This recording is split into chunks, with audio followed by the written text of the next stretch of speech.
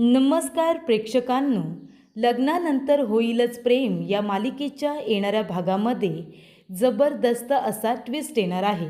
तर प्रेक्षकांनो, इथे आता काव्या शुद्धीवरती आलेली असते. पण शुद्धीवरती आल्यानंतर काव्याने नेहमीप्रमाणे छोटंसं नाटक केलेलं असतं. तिने पार्थ देशमुखला घाबरवलेलं असतं.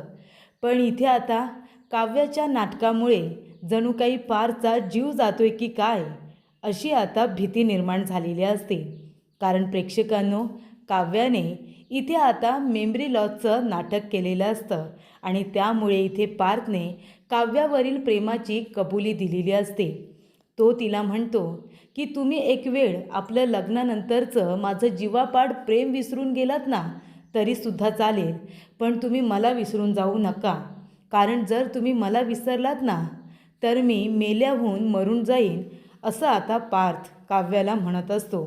आणि तेव्हा प्रेक्षकांनो, इथे आता पार्थने काव्याला सांगितलेलं असतं की त्याचं तिच्यावरती किती जास्त प्रेम आहे ते. आणि तेव्हा इथे काव्याने पार्थला सांगितलेलं असतं की हेच तर मला ऐकायचं होतं, माझंसुद्धा तुमच्यावरती खूप जास्त प्रेम आहे पार्थ, आणि हे बोलायला तुम्ही किती वेळ घेतलात. तेव्हा प्रेक्षकांनो, इथे आता काव्याने जे नाटक केलेलं असतं ते सगळ्यांना कळतं. आणि पार्थ इथे काव्याला प्रॉमिस करतो की मी तुम्हाला कधीच त्रास देणार नाही, मी नेहमी तुमच्याबरोबर असेन, आता जिथे तुम्ही तिथे मी, असं म्हणून तो इथे काव्याला प्रॉमिस करतो. आणि तेव्हा इथे नंदिनी म्हणते की याचा अर्थ पार्थ, तुम्ही आता काव्याबरोबर गेस्ट रूममध्ये जाऊन राहणार की काय. तेव्हा पार्थ म्हणतो की नाही, मी माझ्या फिसकारलेल्या मांजरीला गेस्ट रूममधून माझ्याबरोबर आमच्या रूममध्ये घेऊन जाईन, काव्यार्थच्या रूममध्ये, असं इथे आता पार्थ म्हणालेला असतो. आणि काव्या बरी झाल्यानंतर पार्थने अजून एक महत्त्वाचा निर्णय घेतलेला असतो. तर इथे येणाऱ्या भागामध्ये पार्थ काव्याला उचलून घेऊन जातो सेंटरपर्यंत. आणि काव्य आणि पार्थ दोघेजणं IASची मेन्सची एक्झामसुद्धा देतात आणि दोघेजणं आपल्या प्रेमाचा जलवा दाखवतात. तर इथे IASची मेन्सची एक्झाम दिल्यानंतर काव्य आता लवकरच अधिकारी होणार असते. तर प्रेक्षकांनो, इथे आता नियतीने काव्य आणि पार्थ या दोघांना पुन्हा एकदा एकत्र आणल्यानंतर रम्या एकटी पडलेली असते. रम्याला इतका राग आलेला असतो की ती रागाच्या भरामध्ये आपल्याच हाताची नस कापून टाकते आणि स्वतःचा जीव धोक्यात टाकते. तेव्हा इथे हाताची नस कापून घेतल्यानंतर इथे सगळेजण आता रम्यालाच बोलतात आणि तिला चांगले खडेबोल सुनावत तिला स्वतःची काळजी घ्यायला सांगतात. तर प्रेक्षकांनो, येणाऱ्या भागामध्ये कशा पद्धतीने या गोष्टी पुढे घडत जातात आपण सविस्तरपणे बघूया. तर प्रेक्षकांनो, आपण बघितलं काव्याच्या डोक्याची सर्जरी झालेली असते. तिला जबरदस्त असा मार लागलेला असतो. डॉक्टर म्हणतात की 24 तासाच्या आत जर ती शुद्धीवरती नाही आली तर कॉम्प्लिकेशन्स वाढू शकतात. आपण 24 तास त्यांना अंडर ऑब्झर्वेशन ठेवूया. तेव्हा प्रेक्षकांनो, इथे पार्थ आता काव्याला भेटायला जातो. खूप वेळ झालेला असतो. काव्या शुद्धीवरती काही येत नसते. तेव्हा पार्थ म्हणतो, काव्या प्लीज डोळे उघडा ना, प्लीज डोळे उघडा, मला तुम्हाला असं शांत बेडवरती नाही बघायचं आहे, मला तुमचा आवाज ऐकायचा आहे, तुमची बडबड ऐकायची आहे. प्लीज काव्या उठा ना, बघा इथे तुम्हाला उठवायला कोण आले, तुमचा बोका आला आहे, तुम्ही मला बोका म्हणता ना, मग मी तुम्हाला इथे उठवायला आलो आहे, प्लीज तुम्ही उठा ना. तेव्हा पार्थ इथे काव्याला उठवण्याचा प्रयत्न करत असतो. आपल्या प्रेमाचे बोल तिच्या कानावरती जाण्याचा प्रयत्न करत असतो. तेव्हा इथे आता नंदिनी त्याच्यामध्ये आपली चूक सुधारत असते. तिला चुकीची जाणीव झालेली असते. कुणीतरी आपल्यासाठी इतके एफर्ट्स घेत होतं, आपल्यावरती प्रेम ओवाळून टाकत होतं, ज्याची आपण वाट बघत होतो, आणि जेव्हा ते मिळत होतं तर नंदिनीने पुन्हा ते नाकारलं, त्याची किंमत केली नाही. त्यामुळे इथे जीवाने ठरवलेलं असतं की ज्या व्यक्तीला माझ्या प्रेमाची किंमतच नाही आहे ती व्यक्ती मला डिझर्व करत नाही. आणि म्हणून तो फास्ट ट्रॅकवरती नंदिनीबरोबर घाईघाईने डिवोर्ससुद्धा घ्यायला तयार झालेला असतो. इतका जीवात चिडलेला असतो, रागवलेला असतो की नंदिनी त्याला आता एक क्षणभरसुद्धा आपल्या नजरेसमोर नकोशी झालेली असते. आणि ती चूक आता नंदिनीला कळते आणि ती चूक सुधारण्याचा ती प्रयत्न करत असते. जीवाला कॉफी आणून देते, त्याच्यावरती तिने त्या आता कपवरती सॉरी लिहिलेलं असतं आणि ती त्याला दाखवण्याचा प्रयत्न करत असते की तिने सॉरी लिहिलेलं आहे. तेव्हा प्रेक्षकांनो, इथे आता पार्थ म्हणत असतो, काव्य बाद झाला आता. किती त्रास द्याल मला? माझ्या चुकीची मला किती शिक्षा द्याल? मला माहिती आहे मी तुमचा गुन्हेगार आहे. मी तुम्हाला खूप त्रास दिला ना? तुम्ही किती वेळा सांगितलं की तुम्ही आता कोरी पाटी म्हणून माझ्याकडे आलात. तुमचं प्रेम आहे माझ्यावरती, पण मी तरीसुद्धा तुमच्यावरती विश्वास ठेवला नाही, तुमच्याकडे लक्ष दिलं नाही. माझ्यामुळे खूप त्रास झाला ना तुम्हाला? तुमची मेन्सची एक्झाम असताना देखील मी तुमच्याकडे दुर्लक्ष केलं, तुमचा जरासुद्धा विचार केला नाही. खूप चुकीचं वागलोय मी. मला माझ्या चुकीची जाणीव आहे. हवं तर तुम्ही मला माझ्या वागण्याची शिक्षा द्या, मला हवी ती शिक्षा द्या, मी शिक्षा भोगायला तयार आहे. पण तुम्ही अशा शांत राहू नका. प्लीज काव्या, प्लीज डोळे उघडा. मला मन भरून तुमच्याबरोबर बोलायचं आहे. माझ्या मनामध्ये असलेलं तुमच्याबद्दलचं प्रेम तुम्हाला इथे ओरडून ओरडून सांगायचं आहे. प्लीज काव्या, आता तरी डोळे उघडा ना. पण काव्या काही डोळे उघडायला तयारच नसते. तेव्हा प्रेक्षकांनो, इथे आता पार्थ म्हणत असतो, काय करू सांगा? तुमचं मन जिंकण्यासाठी काय करू ते सांगा. तुम्ही जे सांगाल ना ते मी करायला तयार आहे, पण डोळे तर उघडा. बघा तुमचा बोका आलाय. तेव्हा इथे काव्या हळूच आता डोळे उघडते आणि तेव्हा इथे पार्थ म्हणतो, काव्या तुम्ही उठलात, तुम्ही शुद्धीवरती आलात. डॉक्टर लवकर या, बघा इकडे काव्या शुद्धीवरती आल्यात. तेव्हा काव्याचा हात पार्थने घट्ट आपल्या हातामध्ये पकडलेला असतो. तेव्हा काव्य हात झटकते आणि म्हणते, कोण आहात तुम्ही आणि माझा हात का पकडलात? तेव्हा इथे पार्थला खूप मोठा धक्का बसतो, कारण त्याच्या आधीच ही रम्या काय म्हणालेली असते की देवा, काव्य शुद्धीवरती येऊ दे आणि पार्थला तिने ओळखू द्या, नाहीतर तिच्या डोक्याला मार लागलाय. तिची जर मेमरी लॉस झाली ना तर ती पार्थला ओळखू नाही शकणार, ती त्याचं प्रेमसुद्धा विसरून जाईल. तेव्हा पार्थ घाबरलेला असतो. त्याला असं वाटतं की जर खरोखरच इथे आता काव्याने मला नाही ओळखलं तर? तेव्हा प्रेक्षकांनो, इथे आता रम्या म्हणत असते की काहीही झालं ना तरी काव्याची मेमरी लॉस व्हायलाच पाहिजे, म्हणजे पार्थबरोबरचं लग्न, त्यांचं प्रेम तिला काहीसुद्धा आठवायला नको. पण प्रेक्षकांनो, नियती या वेळेला इतकी निष्ठुर झालेली नसते.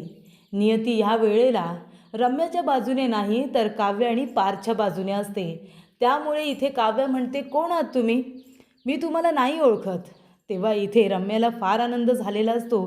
ती म्हणत असते, आई आता सगळं काही आपल्या मनासारखं होणार आहे. तुला माहिती आहे का, ती काव्य शुद्धीवरच येत नाही आहे. बरं शुद्धीवरती नाही येत ते जाऊ दे, अगं तिने आहे ना पार्थला ओळखलंसुद्धा नाही आहे असं मला आता कळतं आहे. तो बघ तिकडे पार टेन्शनमध्ये आहे. मी ऐकलं ना दारामधून ती काव्य म्हणते तुम्ही कोण आहात म्हणून. तेव्हा मला खूप आनंद झाला आई. तेव्हा इथे वसू म्हणत असते, बरं ते सगळं जाऊ दे, आधी तू जाऊन खात्री तरी करून घे ना की खरोखर तिचा मेमरी लॉस झाला आहे की ती नाटक करते, कारण त्या काव्याला नाटके करायची खूप सवय आहे ना म्हणून. तेव्हा इथे रम्या म्हणते, बरं बरं आई ठीक आहे, मी आता सगळी माहिती काढते, डॉक्टरांजवळ बोलते आणि मग तुला ही आनंदाची बातमी सांगते. तेव्हा इथे आता वसू म्हणत असते की देवा, माझ्या रम्याची इच्छा पूर्ण होऊ दे रे बाबा, ह्या काव्याचा मेमरी लॉस होऊ दे, आमच्या मनासारखं होऊ दे. तेव्हा इथे आता काहीही त्यांच्या मनासारखं होत नसतं, कारण इथे काव्य म्हणत असते, कोण आहात कोण तुम्ही? तेव्हा पार्थ म्हणतो, काव्य असं काय करताय तुम्ही? तुम्ही मला नाही ओळखलं? तुम्ही खोटं बोलताय ना? शिक्षा देताय ना मला? मी आतापर्यंत तुम्हाला जो त्रास दिला त्यामुळे तुम्ही माझ्याबरोबर असं वागताय ना? रम्या सगळं दारामधून ऐकत असते. पार्थ म्हणत असतो, काव्या एवढी मोठी शिक्षा देऊ नका. तुम्ही खरोखर मला नाही ओळखलं का? तेव्हा काव्य म्हणते, कोण आहात तुम्ही आणि इथे का आलं? तेव्हा इथे पार्थ म्हणत असतो, काव्य प्लीज दुसरी कुठलीही शिक्षा द्या, पण मला विसरण्याची शिक्षा देऊ नका. हवं तर तुम्ही आपलं प्रेम विसरा, हवं तर तुम्ही प्रेम विसरा, पण मला विसरू नका. कारण जर तुम्ही मला विसरलात ना तर मी मरून जाईन. तुमच्याशिवाय मी एक मिनिटसुद्धा जगू शकणार नाही. ज्या क्षणी तुम्ही बोलाल ना की तुम्ही मला ओळखलेलं नाही आहे, त्या क्षणी मी मरून जाईन. प्लीज असं करू नका, एवढी मोठी शिक्षा देऊ नका. माझं तुमच्यावरती किती जीवापाड प्रेम आहे हे तुम्हाला माहिती आहे ना? तेव्हा इथे काव्य म्हणते, खरंच देशमुख, तुमचं माझ्यावरती जीवापाड प्रेम आहे? तेव्हा इथे आता पार्थला खूप आनंद होतो, कारण इथे काव्या त्याला देशमुख म्हणालेली असते.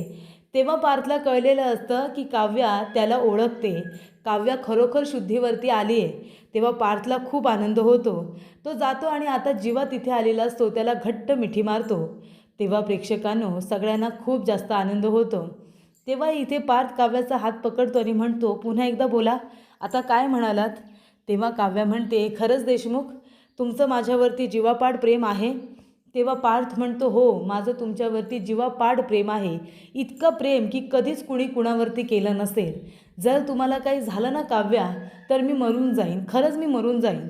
बरं झालं तुम्ही शुद्धीवरती आलात, नाहीतर मी कधीच स्वतःला माफ करू शकलो आणि तुमच्याशिवाय तर मी जगण्याची इच्छासुद्धा व्यक्त करू शकत नाही. मी मरूनच गेलो असतो. तेव्हा इथे काव्या म्हणते, देशमुख प्लीज असं नका बोलू. आणि पार्थ इथे काव्याला आता मिठी मारतो आणि तिला इथे कधीही सोडून जाणार नाही असं प्रॉमिस करतो. ही गोष्ट आता नंदिनी लगेचच फोन करून देशमुखांना सांगते. मानिनीला सांगते की आई, अहो आपली काव्या शुद्धीवरती आली आहे. देव पाण्यात ठेवले असतील ना, त्यांना बाहेर काढा, कारण आपली काव्या शुद्धीवरती आलेली आहे. ही बातमी आता मानिनी आणि शारदा दोघींनासुद्धा कळते. दोघीजणी एकमेकींना मिठी मारतात आणि रडत असतात. सगळ्यांना भयंकर आनंद झालेला असतो. कारण का, तर काव्या शुद्धीवरती आलेली असते. तेव्हा प्रेक्षकांनो इथे आता काव्याला डॉक्टर येऊन चेक वगैरे करतात, तिचे डोळे वगैरे चेक करतात आणि तेव्हा इथे सांगितलेलं असतं की 2-3 तास त्यांना आराम करू दे. त्यांची एक्झाम कधी आहे, तर दुपारी 1 वाजता तिचा पेपर चालू होणार असतो. तेव्हा डॉक्टर म्हणतात की तिला थोडा वेळ आराम करू द्या, कारण इथे पार्थने सांगितलेलं असतं की त्यांची मेन्सची एक्झाम आहे. त्यांनी खूप अभ्यास केला ह्या एक्झामसाठी, तेव्हा प्लीज त्यांना तुम्ही पेपर लिहिण्याची परवानगी द्या. तेव्हा डॉक्टर म्हणतात की त्यांची जर इच्छाशक्ती असेल, त्यांची तयारी असेल, तर मी त्यांना परवानगी नक्की देईन, कारण त्यांना आता रेस्टची गरज आहे, त्यांना आरामाची गरज आहे. त्यामुळे जर त्यांना इथे इच्छा असेल, त्या करू शकतील असं त्यांना वाटत असेल, तर मी जरूर परवानगी देईन. तेव्हा प्रेक्षकांनो ही बातमी आता रम्या आणि वसूला कळते. तेव्हा दोघींनासुद्धा खूप वाईट वाटलेलं असतं. तेव्हा इथे मानिनी म्हणत असते की वसुताई, काव्या बरी झालेली आहे, ती शुद्धीवरती आली आहे. तुमची इच्छा नाही पूर्ण होणार, तिचा ब्रेन लॉस होणार नाही आहे. पण एक गोष्ट लक्षात ठेवा, सगळं काही व्यवस्थित होऊ दे. 16 डिसेंबरला नक्की तुम्ही काय केलं आहे ना, हे मी शोधून काढणारच. जे काही घडलं त्याच्यामध्ये जर तुमचा हात असेल, तर मी तुम्हाला कधीच माफ नाही करणार. फक्त माझ्या दोन्ही सुना आता घरी येऊ दे आणि सगळं काही नीट होऊ दे. मग मी तुम्हाला आणि रम्याला बरोबर धडा शिकवते, असं इथे मानिनी म्हणालेली असते. त्यानंतर प्रेक्षकांनो इथे पार्थ आता चेंज वगैरे करून आलेला असतो. तेव्हा काव्या म्हणत असते, पार्थ नका त्रास करून घेऊ, आता मी ठीक आहे. तेव्हा काव्या म्हणतो, बरं ठीक आहे, चला आता तयारी करायची आहे ना, तुम्हाला एक्झाम द्यायला जायचं आहे ना, मी तुम्हाला घेऊन जाईन. तेव्हा इथे पार्थ म्हणत असतो, काव्या खरंच सॉरी, मी तुम्हाला सांगायला उशीर केला, पण तुम्हाला एक गोष्ट सांगायची आहे. आता मला अजून उशीर करायचं नाही आहे. मी तुमच्या भूतकाळासकट तुम्हाला स्वीकारलेलं आहे. माझं जीवापाड तुमच्यावरती प्रेम आहे. आता जिथे काव्या तिथे पार्थ. तेव्हा इथे नंदिनी म्हणत असते, अच्छा, म्हणजे तुम्हीसुद्धा गेस्ट रूममध्ये जाणार का? पार्थ म्हणतो, नाही, मी माझ्या काव्याला गेस्ट रूममधून आमच्या रूममध्ये, काव्याच्या रूममध्ये घेऊन जाणार, आमच्या बोक्यासकट, हो ना काव्या? तेव्हा इथे जीवा सिट्टी वगैरे वाजवतो आणि त्यांना शुभेच्छा देतो. तेव्हा पार्थ म्हणतो, चला, एक्झामला आता फक्त 1 तास बाकी आहे, तुम्ही चेंज करून घ्या. मी तुम्हाला सेंटरपर्यंत घेऊन जाणार आहे आणि मी परवानगी मागितली, मी तुमच्या शेजारी बसून तुमची काळजी घेणार. तेव्हा इथे काव्या म्हणत असते की बरं ठीक आहे. तेव्हा इथे काव्याने आता चेंज वगैरे केलेलं असतं. तेव्हा पार्थ तिला उचलून घेतो आणि तो आता गाडीमध्ये तिला बसवायला नेत असतो. सगळेजण टाळ्या वाजवत असतात आणि त्यांना छान अशा शुभेच्छा देत असतात. तेव्हा इथे काव्या लाजत असते, कारण पार्थने सगळ्यांच्या समोर तिला उचलून घेतलेलं असतं. त्यानंतर तिला गाडीमध्ये बसवतो आणि ड्राईव्ह करत करत सेंटरपर्यंत घेऊन जातो आणि त्यानंतर तिला त्रास होऊ नये म्हणून एक वेगळा रूम, सुपरविजनसाठी एक वेगळा व्यक्ती आणि त्याचबरोबर पार्थ तिथे तिच्याबरोबर तिची काळजी घेण्यासाठी शेजारी बसलेला असतो, पण तिला डिस्टर्ब होणार नाही याची पूर्णपणे काळजी घेण्यात आलेली असते. त्यानंतर इथे नंदिनी एकटीच बसून रडत असते. तिला तिच्या चुकीची जाणीव झालेली असते. तेव्हा जीवा येतो आणि तिला म्हणतो काय झालं. तेव्हा इथे नंदिनी म्हणते जीवा खरंच सॉरी, खरंच माझं चुकलं. मी तुमच्याबरोबर जे काही वागले ते अतिशय चुकीचं होतं आणि मला माझी चूक कळले. त्यासाठी तुम्ही मला वाटेल ती शिक्षा द्या, मी खरंच सांगते. पण मला सोडून जाऊ नका, प्लीज डिवोर्स घेऊ नका. मला माझ्या चुकीची एवढी मोठी शिक्षा नका देऊ, हवं तर मी तुमच्या पाया पडते. तेव्हा इथे जीवा म्हणत असतो मला माहिती आहे नंदिनी, हे सगळं तू मनापासून बोलतेस. तुला इथे पाया वगैरे पडायची गरज नाही आहे, मी तुला माफ केलं आहे. तेव्हा नंदिनी आता त्याला मिठी मारून रडायला लागते, कारण तिला तिच्या चुकीची जाणीव झालेली असते. तिने किती पद्धतीने जीवाला दुखावले हे तिला कळलेलं असतं. त्यानंतर इथे आता काव्याने एक्झाम दिलेली असते. तिने इथे हळूहळू व्यवस्थित आपला पेपर सोडवलेला असतो. तिने खूप अभ्यास केलेला असतो. त्यानंतर एक्झाम दिलेली असते. तेव्हा इथे व्यवस्थित एक्झाम गेल्यानंतर इथे पार तिला पाणी प्यायला देतो, तिची व्यवस्थित काळजी घेतो. आणि त्यानंतर एक्झाम देऊन जेव्हा ते लोक निघालेले असतात तेव्हा सगळे देशमुख इथे काव्याला आता घेण्यासाठी आलेले असतात. कारण तिची इच्छा असते, ती म्हणालेली असते की तुम्ही सगळेजण या ना मला घेण्यासाठी. तेव्हा सगळेजण विक्रम काका, मानिनी, युग सगळेजणच इथे काव्याला घेण्यासाठी त्या सेंटरच्या जवळ आलेले असतात. तेव्हा काव्याला सगळेजण भेटतात, तिचे लाड करतात आणि एक्झाम आता छान गेलेली आहे म्हणून तिचं अभिनंदन करतात. त्यानंतर काव्या घरी येते. काव्या आणि पार्थ दोघेही घरी आलेले असतात. इथे आता पार्थ काव्याला उचलून आपल्या रूममध्ये घेऊन जातो. त्यामुळे इथे नंदिनी आणि जीवासुद्धा आलेले असतात. तेव्हा मानिनी पुन्हा एकदा आपल्या दोन्ही सुनांचा गृहप्रवेश करते, त्यांना लक्ष्मीच्या पावलांनी घरामध्ये घेते आणि कुणाचीही दृष्ट लागू नये असं म्हणते. तेव्हा इथे जेव्हा पार्थ काव्याला उचलून घेऊन त्याच्या रूममध्ये जातो तेव्हा रम्याला खूप मोठा धक्का बसतो आणि रम्याला इतका त्रास होतो की ती आपल्या रूममध्ये जाते आणि हाताची नस कापून घेते. तेव्हा इथे वसू म्हणत असते रम्या अगं दरवाजा उघड ना. रम्या काही दरवाजा उघडायला तयार नसते. तेव्हा जीवा आणि पार दोघेजण धक्का मारून दरवाजा उघडतात तर तिने हाताची नस कापून घेतलेली असते. लवकरात लवकर डॉक्टरांना बोलावलं जातं आणि डॉक्टर तिला चेक करतात. तेव्हा इथे सगळ्यांचं अटेन्शन मिळवण्यासाठी रम्याने हे केलेलं असतं. पण त्यानंतर डॉक्टरांनी तिला सलाईन वगैरे लावून इंजेक्शन देऊन बरं केलेलं असतं.